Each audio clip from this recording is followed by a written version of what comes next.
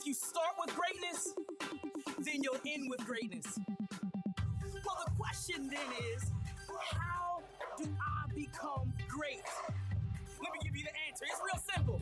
If you want to become great, you got to be willing to do what nobody else wants to do. What don't they want to do? It's called work. It's called work. Nobody wants to put in work. Everybody thinks that things are just supposed to fall out of the sky. They're just supposed to become wealthy. They're just supposed to lose the weight. They're just supposed to get the job. They're just supposed to wake up and it's just supposed to hit them in the head. But I don't know about you, but I've realized that don't happen. You don't get just knocked in the head with blessings. You don't get knocked in the head with opportunity. Listen, you gotta dig. You gotta grind. You gotta work. You gotta go after it. You gotta go get what you know is yours. You gotta be willing to work. And work. And work. And work. You just gotta put one foot in front of the other and work. And work. See, real work, it happens when all the excuses cease to exist.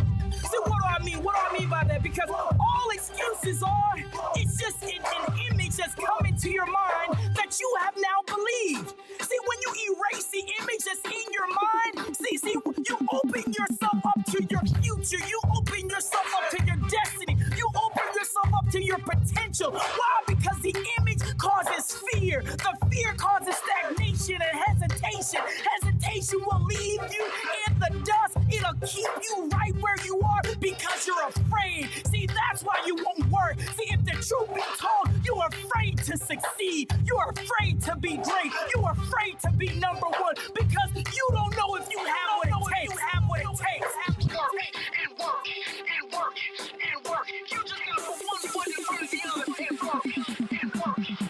But I'm telling you right now, you got everything it takes. You got what it takes on the inside of you. You gotta dig down deep. You gotta pull it out. You gotta tell yourself that I got it in me. All that stuff that is in me is greater than the mind of my limitations that I've set for myself. So I gotta get up today. Listen, I'm telling you right now, right where you are, on the weight bench, in your car, on your job, you gotta get up. You gotta push yourself. You gotta shake yourself off and say, I'm going forward. I'm gonna work. I'm gonna put in the time, the effort to get where I need to be because I want it.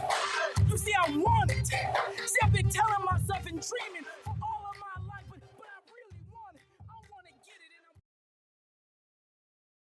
it. Edge life, you're too close to the ledge.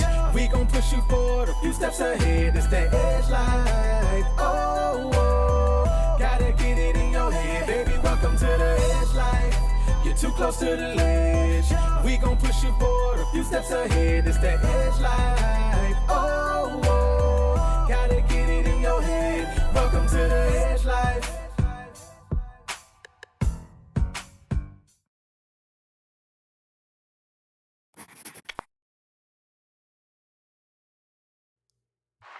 All right. We have made it. We have made it. This is season 2.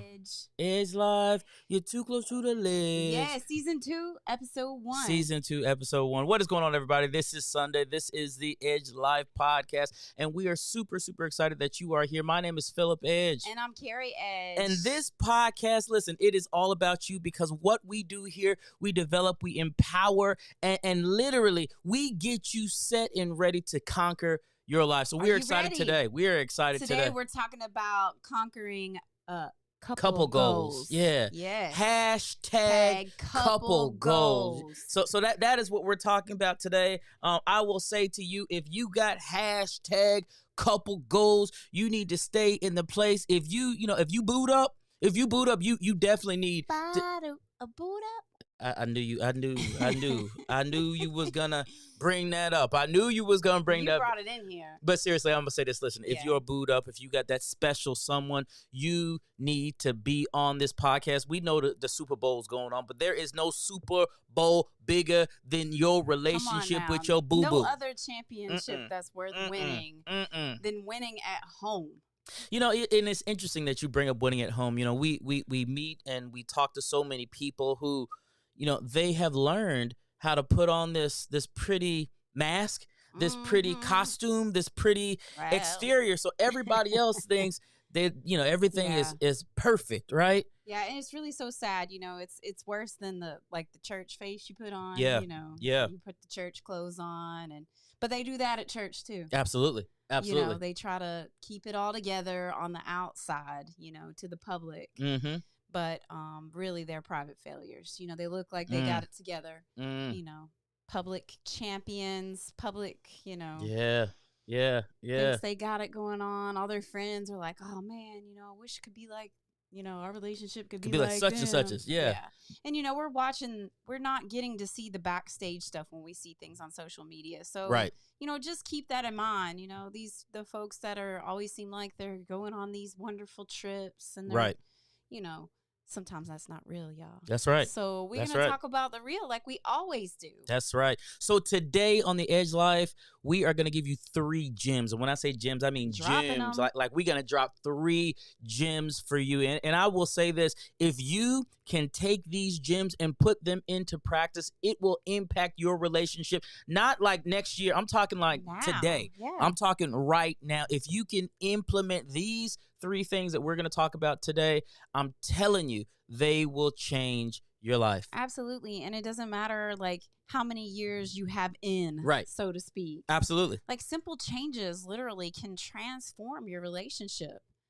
I mean, just little things. Mm-hmm. It's with everything, even your physical body with just simple changes. Like, don't drink sugary stuff anymore. Right. And watch what happens. Things will change. Yeah. Things like you said, things change with the little things. So listen, this is what I want you to do, because this is a little thing. First and foremost, if you're watching this podcast today, I need you to go ahead and share this out with somebody, because you never know who might need the podcast on today. So go ahead and share this out on your social media. That would be great. If you're watching this via replay, I say share it out anyways.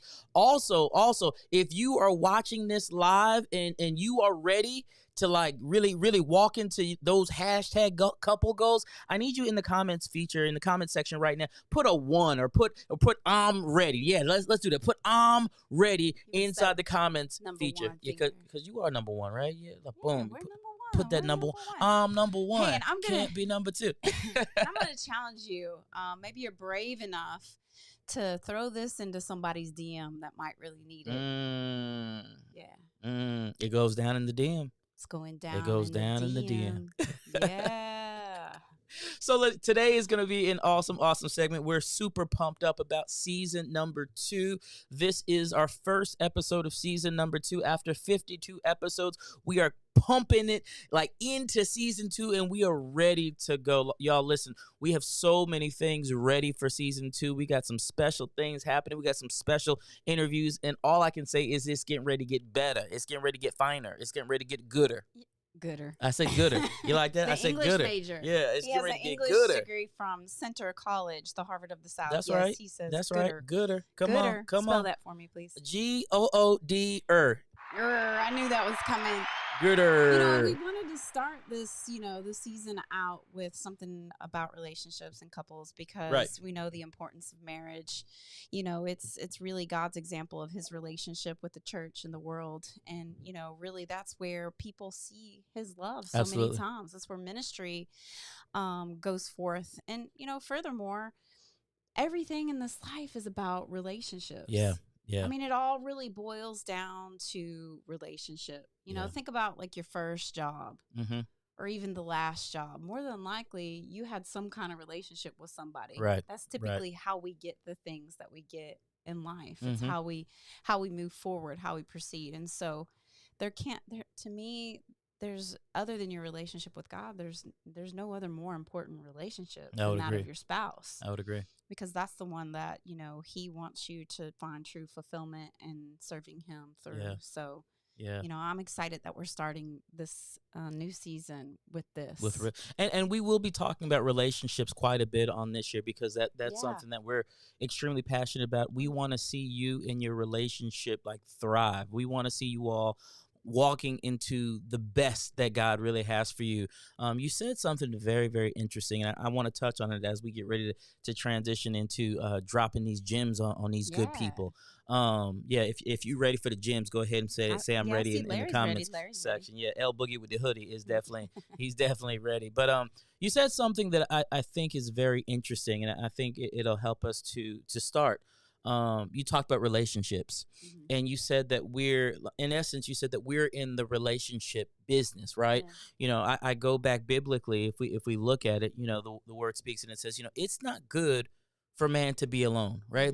There is something that happens when you can get into partnership and in relationship and in covenant and in fellowship with other people, especially when I talk about the covenant of marriage, where I'm strong, those strengths, I can lend them to you to really be able to cover areas where you may not be as strong. Yeah. And where you are strong, you can lend those things to me to really cover areas that I might not be as strong. So there's something extremely important about a couple being able to come together and lend those strengths to each other so you can cover each other in those areas where the other is not strong. Yeah, that's the beauty of marriage. Yeah. Like just the ability literally to cover one another, and in that creating, this unique bond that you don't have with anybody else. And I have to absolutely agree with God that it's not good for man to be alone. I've left the men folk here alone, and I just want to say it's not good. I wasn't gonna go there. I mean, everything was still functional. Everything was still functional. Humor's important. It was still functional when I didn't say clean, I didn't say together, but functional. It was still functional. The house was still standing. Yes, it was. Yes, it was. Yes, absolutely was still standing. So, but I'm just, so blessed to be able to do my life with you. Amen. And I mean, we've been together literally, since we were children. We call we thought we were grown. Yeah, we did. We were like 15 and 16 when we first met each other. So we look at our kids now and we have a couple that age. Yeah. And they think they're grown, but they're really just children. But we really literally have grown together, and we've experienced the right way of doing some things and the wrong way of doing some things. So let's go ahead and drop that first gem. You want to do gem number one? Gem number one. Just keep it really real. Just right? raw and really real. Because guess what? I don't know if you realize this. I know I'm your queen and, all those sorts of things, but I am a human being. And that's what this first goal is all about. It's the revelation that both of you are humans, and it's okay sometimes to literally not be okay. Right. But to just keep it really real. Like, I'm tired. Right. I've had enough. I don't feel like talking anymore. Can you do this? Be very specific, right? Yeah. And I know for me that's one of the things that's really helped me. A lot of times, especially in our relationship, I'm so super laid back, right? Sometimes, and I don't mean to do it intentionally. I'm just oblivious sometimes to some things. This is true. Hashtag facts. Right? Specifically things that you're very passionate about. I may not be as passionate about, right? So I mean, real example, right? Tell me what I'm passionate about. Real example. So okay, drop it. So Carrie will come home, and Carrie, she wants to make certain that the house is straight, right? So it brings her peace. Thank you. When the house is straight, right? So simple things like when she comes home after working all day long and being out and doing what she does, she doesn't necessarily want to come home simple and there are dishes in the sink. Now, for me, it ain't no big deal. I'm like, it's a fork. You know what I'm saying? Like it's one fork. It's 5 cups or whatever. It's no big deal. But check this out. I know that for my wife, that gives her added anxiety or added stress that, honestly speaking, she doesn't need to have. So for me as a husband, because I've recognized this about her. Now, how did I recognize it? Because she kept it really real. And she's like, look, the dishwasher right here, All you got to do is open the dishwasher up and put, the fork in there, the cup in there. I would really appreciate it if you all, since the dishwasher is being dirty. Nice, because what I really said was, I can't believe the people that live here can't recognize the fact that these dishes in the dishwasher is dirty. How do you not know these dishes are dirty? Right. And so are the ones in the sink. Why not just add them together? And that's the kind of thing that I'm talking about when I say add them together. Keep it really real. Like, right. Share and be like, look, this is what I like and this is what I don't like, or this is what I need and this is what I don't need. Yeah, like don't come for me, but come to me. Right. Woo. Tweet that. Don't come for me, but come to me. So man, look, that's fire right there. Brent, hold on. Thank you. Yes. I need to hit it about 5 times on that one. I need to hit it. I need to hit it, right? Yeah, but come to me. Come to me. And it took me a while to learn this, to be honest. Because you have this little honeymoon phase, or you try to pretend like you all this and all that when you're really not. And then it starts to kind of crumble, like the facade. In the beginning, it kind of starts to crumble, and you start to see the realness. Right. It's like the first time you walk into the bathroom on your new spouse, and they're like, "Oh." Right. But it's the same thing with communication. Yeah. Sometimes it's hard to just be upfront, but what we're telling you is go ahead and get there. Get over the fear of being real with your spouse, because guess what? If this is going to last forever, you got to communicate with each other like it's going to last forever. So number one, you got to come with respect. So that's why I say come to me, not come for me. Right. So don't be disrespectful, be tactful, and use assertive words, not passive aggressive, not aggressive, but be assertive and explain how you feel. And this goes from everything. Y'all need to hear me. Everything from the dishwasher to the bedroom. Come on, somebody. Yeah. So, I mean, let's keep it real. Yeah, for real. Yeah. Like, if you really are going to be with this person forever, don't you want your forever to satisfy you? Absolutely. Emotionally, physically, everything, like forever? Right. Right. And some of that requires discovery together, especially in the bedroom, because, I'm going to leave that alone. I was going to say many of you all weren't experts in that area when you started out, but I'm going to leave it alone. That's another show. Right. But to that point, though, being able to grow together as husband and wife, you got to be real. You got somebody over here, and I'm gonna keep it real, because that's how we do it, real and raw, right? You be careful, coach. You got a husband over there. He's doing something that he thinks is. I mean, he thinks all that. He think he popping. He's like, yeah, and the wife is over there like, ugh, I don't even like that. That's slobber. Yeah, but she's saying, ugh, but meanwhile she over there faking it. Right. Trying to keep the facade up, make him think he's somebody. But I'm going to tell you, that is not affirming, because all you're doing is reinforcing something that is going to later start to irritate you. So, again, with respect and tact, come to the person and share it, because it literally is the little things. Yeah. It is, I don't like when you get slobber in my ear, or I don't like when you put dirty forks in the sink when the dishwasher's dirty, or whatever the case may be. There's there's always little things that are just different than your preference. Right.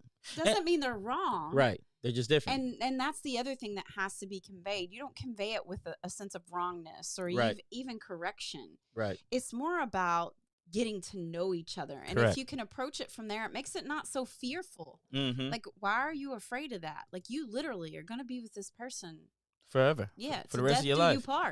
Yeah. So you might as well be real. Well, and it's going to be raw. One of the things that we talk about a lot is just, communication.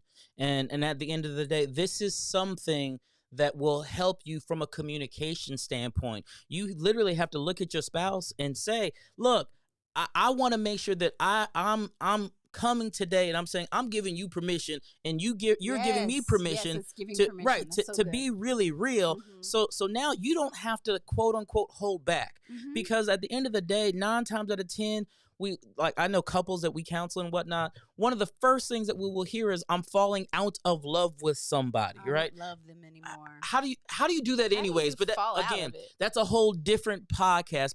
My statement is this: you're not going to be falling out of love if you communicate effectively and understand what's going on. In fact, that communication is going to help you to fall in love more and more every single day. I'm being honest with y'all. I'm super fortunate. I have a wife that after 20 years, I'm finding new stuff about her every single day. We're laughing every single, even more. I mean, today we were laughing. Today we were driving stuck in traffic and we saw this car. It was spelled. Anyway, was an expedition without the N at the O at the end, and N at the end.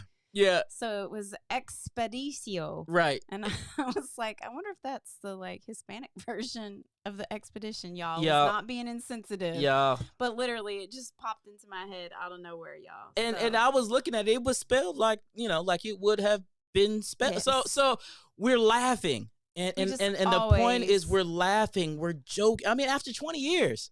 I mean, I know some couples who after 2 months they not laughing no more. Man, and I hate when we go places and we see couples, not as much anymore because of COVID, but we see couples together, older couples or even younger couples, right? With children or without children, and they just seem so disengaged with each other. And we talked about that, like that's being raw and real. Like I don't ever want to be like that. I always want us to be able to communicate, to put the phones away, to set those ground rules. Right. And that's part of being really real.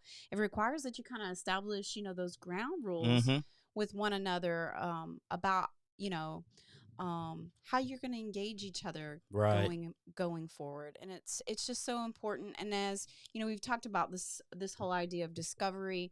So as you're growing together, there will be moments of realness where the rawness is painful in some of the things that you discover together.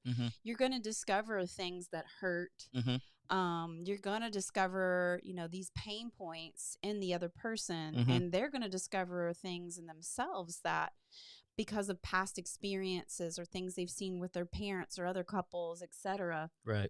That are going to cause some pain. And so you just always have to be very in tune one to the other. Yeah. And have a high level of discernment and just be willing to stay in it. Yeah.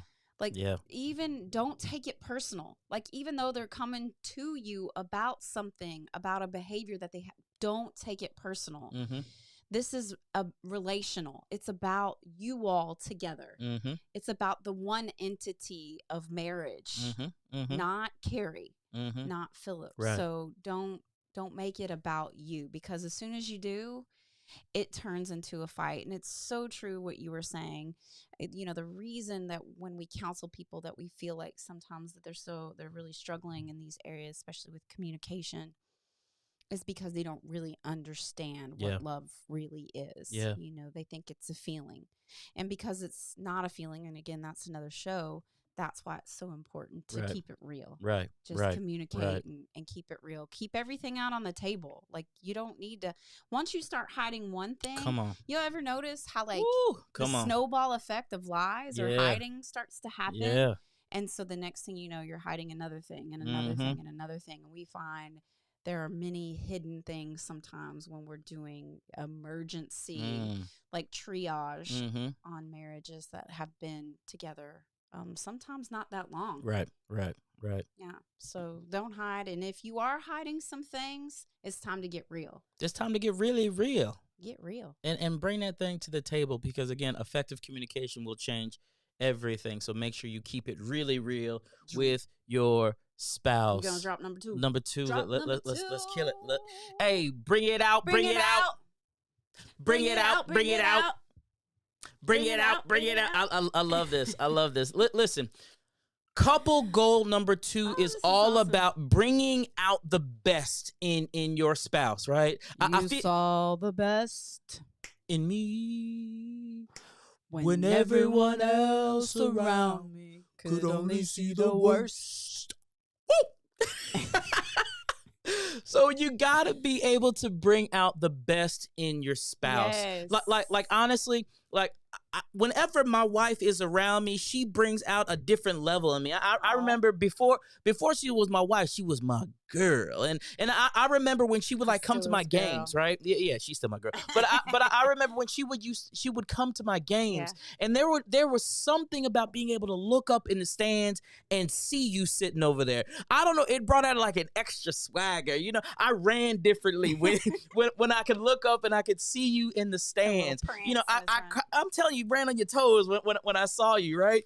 I just there you were able to bring out the best. And check this out, it was just your presence of being there that pulls out the best in who you are and in who I am. You know what I'm saying? So there's something about that. Even now, I mean, you know, if I'm going somewhere and I'm speaking, there's something about being able to look over to, you know, my right or to my left and see her, right? She don't even have to say anything. Just her presence alone is a small little smile, a small little wink, a small little head nod. Those things do something on the inside of me to pull out the best. So even if ain't nobody else feeling what I'm saying, as long as I look at her and she's smiling, as long as I look at her and she's giving me the little head nod, the thumbs up, look, I can go all day because I've realized that I found somebody who can pull out the real me, the best in me, right? Even things that I've done that were jacked up, she was like, let's put that to the side. Let me help you. Let me pull out the best in you. And my hope is that I can do the same thing for her. So we got to be able to pull out the best in our spouse. We have to be able to be supportive so we can pull out the best in each other, because when we do that, then your couple, that relationship, you can have couple goals because you're showcasing the best that you have to offer to your spouse. Yeah, as a couple of goals, this is so important. You know, just always to have a spirit of gratitude and appreciation for your spouse.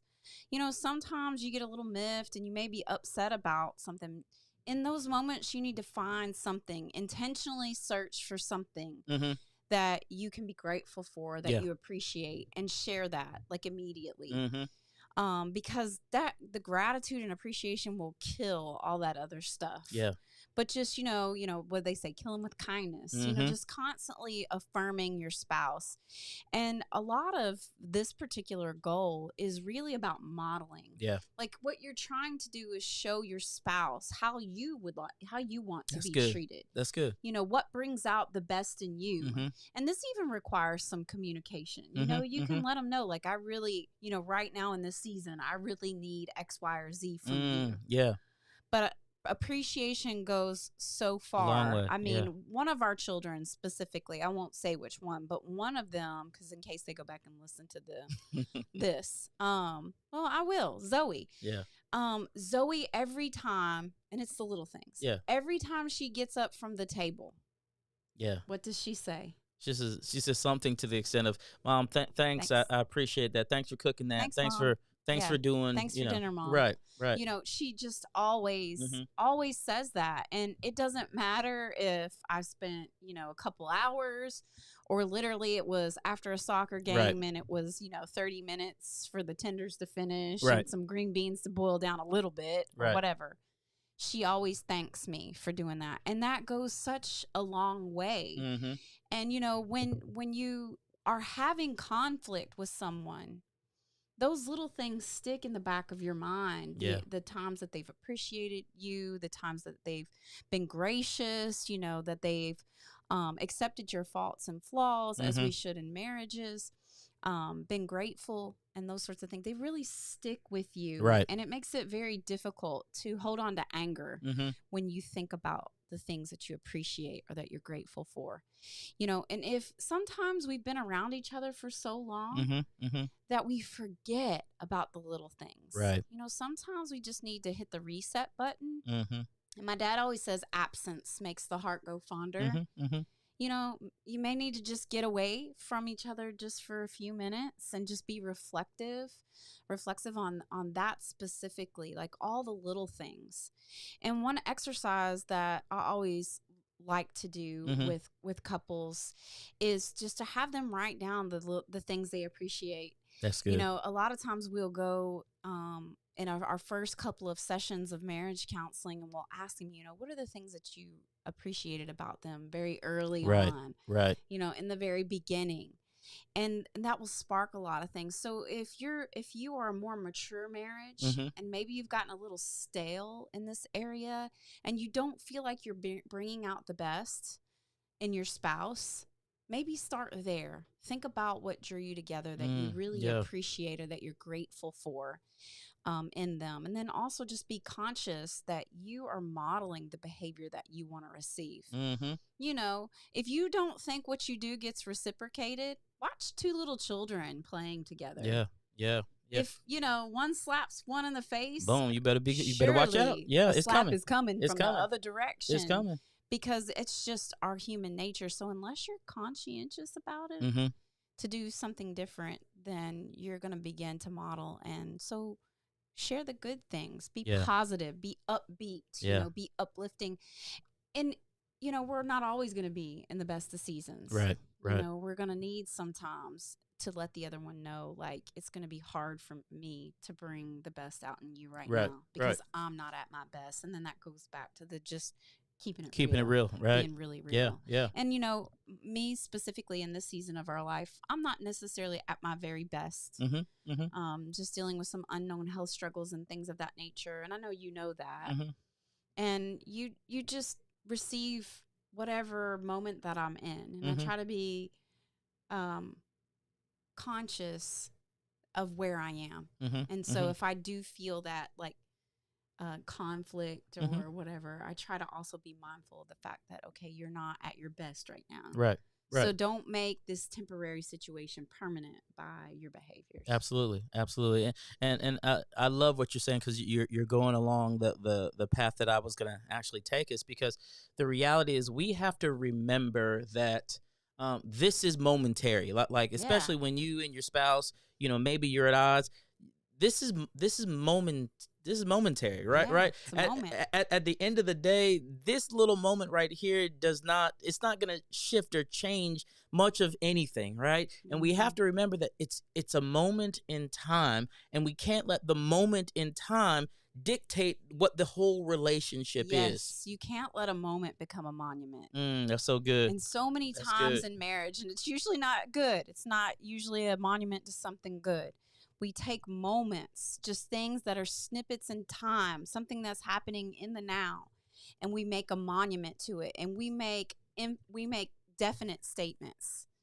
We say, he always, she never, blah, blah, blah. And so in that moment, we make it a monument. And that monument will stay in your mind. Yeah. And you'll begin to operate out of that monument rather than just realizing, this is a moment. I tell my kids all the time when they're facing just a moment. Tough stuff. Yeah. It's like a drop in the bucket of time. All of the water that collects over your lifetime, you will not be able to decipher this one little drop. It's just a moment. That's all it is. From the fullness of water that's in your bucket. Absolutely. So, yeah. Absolutely. Well, let's jump into the third one, because this is saved the best one. The one we think is most important. This is the one right here. So I'm gonna say it like this. Let's get spiritual. We want to get spiritual. I like that right there. Let me get spiritual. That was good. We did a good job of that. We did a good job. So I was trying to sing a harmony, but you changed. Alto. I ain't no singer. You can sing. I hold one note. But here's the thing. Let's talk about this. The foundation of any relationship has to be founded in the Word of God. I don't care what's going. We gotta get back to the origins of the relationship and of the covenant to begin with. Because if God put you together, we have to go back to the blueprint of Him bringing us together. Marriage is a blueprint created by God. By God, yes. Created by God. Yes. For man, and for the kingdom as well. And so, we counsel people that don't come to us from church or through church. One may, desire a relationship with God. The other one may not, or may be, is indifferent. And those are important conversations, and you have to have them early. Early on, yep. And I know for us, I grew up Catholic, Mm-hmm. and I went to Catholic schools all the way through 12th grade. So, yes, I was the Catholic school girl. Mm-hmm. Some of you all know that. Mm-hmm. And, you had a more Baptist background experience. Yes. And so when we came together early, Mm-hmm. I mean, it wasn't really even anything that we talked about. We Mm-hmm. should have, but we didn't. But even before we got married, there was an exploration that happened religiously. And after we got married, we explored like Seventh-day Adventism. We explored lots of different things. And literally, it brought us back to a place where we found comfort and agreement on where we needed to head spiritually. Yes. And so this is another area that you have to explore. We recently took a class about happiness from Yale, and we explored Christian meditation together. That was one of our semester goals. And so we explored meditation even together. And so that was kind of like another level, experiencing something different, right?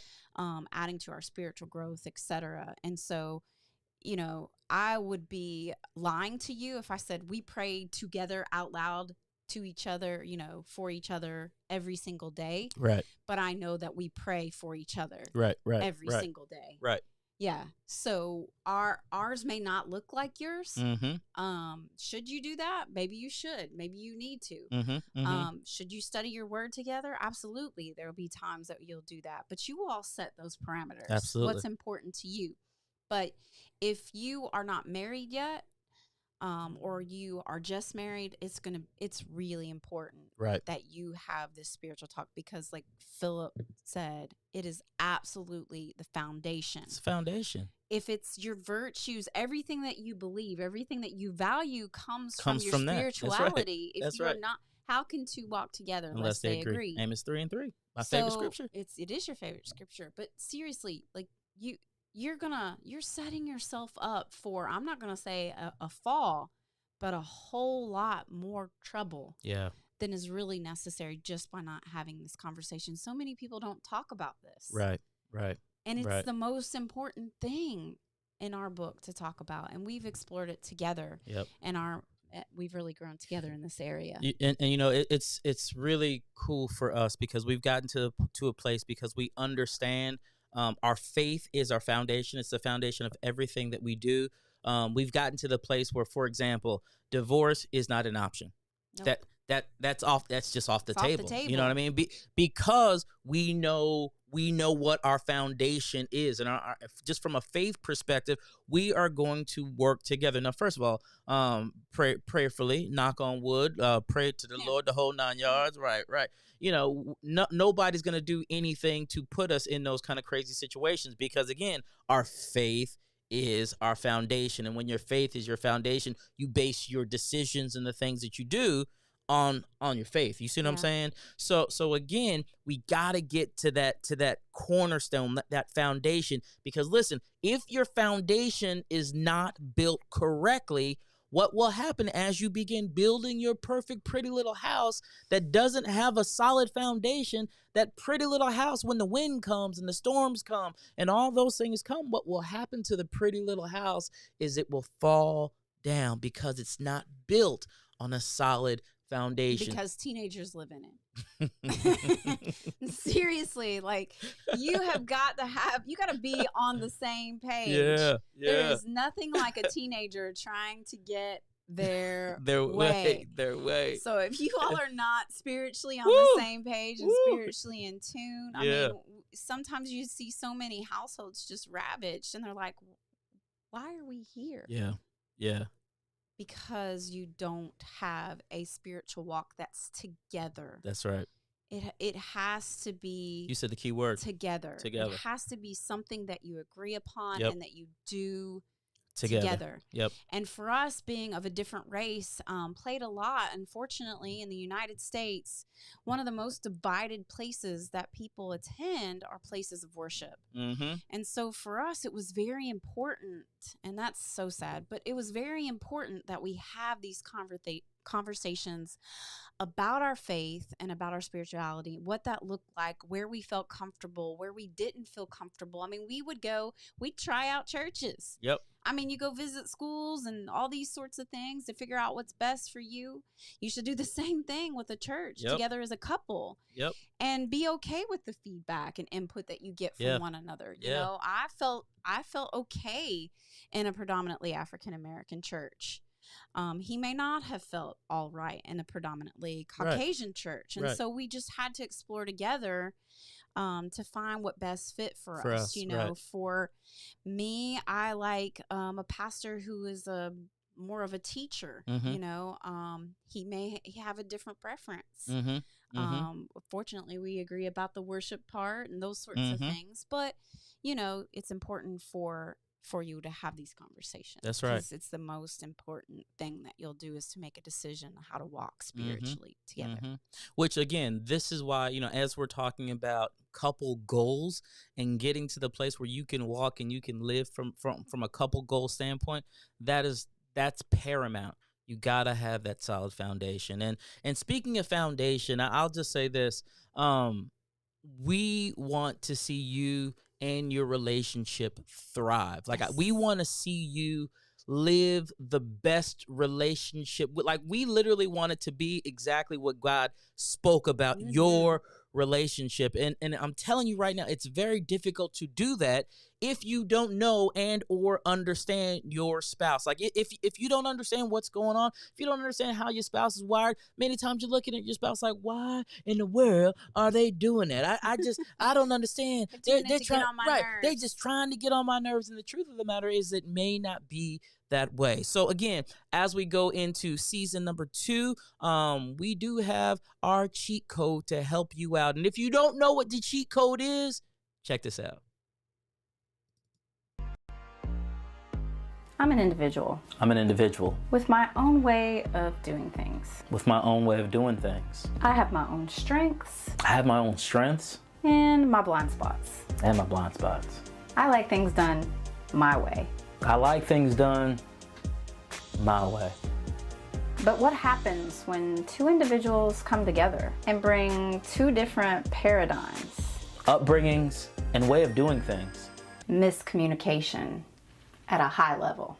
What if you could hardwire your relationship for success? What if you could understand the why behind actions and speak the same language? What if you possessed a cheat code for your relationship that provided an opportunity for you to always win? If you're ready for your relationship to level up, don't wait.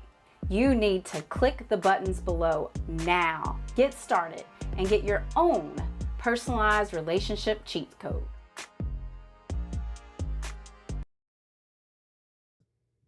Get it? You need to get your own personalized cheat code. You can get your cheat code right now. Now, here's the cool thing. Let me say this, and I did put up the link to being able to get the cheat code. You can check that out. Click the link, go to it. You'll see it in there. But here's the thing. I remember playing video games back in the day, right? And there's this video game called Contra. That was one of my favorite games. It was on Nintendo.